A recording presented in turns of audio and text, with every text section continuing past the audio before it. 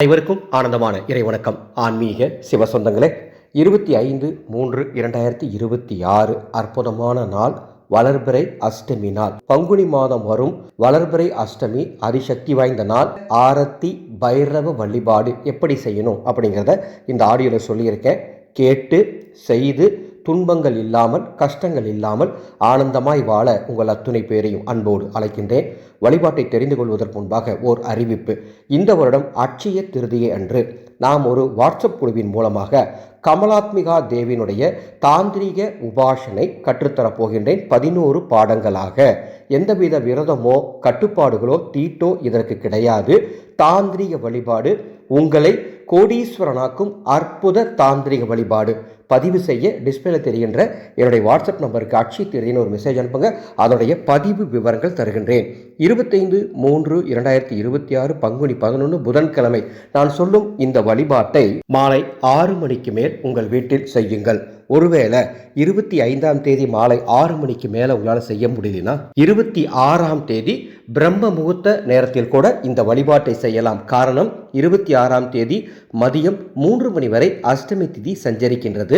இந்த வழிபாடு செய்யறதுக்கு பைரவருடைய சிலை, பைரவர் படம் இருக்கணும்னு அவசியம் கிடையாது. படம் இல்லைனாலும் பரவாயில்ல, சிலை இல்லைனாலும் பரவாயில்ல. பூஜை அறையில் ஒரு தாம்பூல தட்டில் 5 விளக்குகளை வைத்து தீபம் ஏற்றுங்கள். இந்த தீபம் ஏற்றுவதற்கு நமது ஆனந்தொலி அறக்கட்டளையின் அற்புத தயாரிப்பான மந்திர சக்தி தீப எண்ணெய் இருந்தால் அதை ஊற்றுங்க, அல்லது நல்லெண்ணெய் ஊற்றி தீபம் ஏற்றுங்கள். தீபம் ஏற்றி அந்த தாம்பூல தட்டை எடுத்து பூஜையில் இருக்கக்கூடிய தெய்வங்களுக்கு தீப ஆரத்தி காட்டுங்கள். அவ்வாறு காட்டும்போது ஓம் கால பைரவாய நமோ நம அப்படின்னு மனசுக்குள்ள சொல்லிக்கிட்டே காட்டணும்.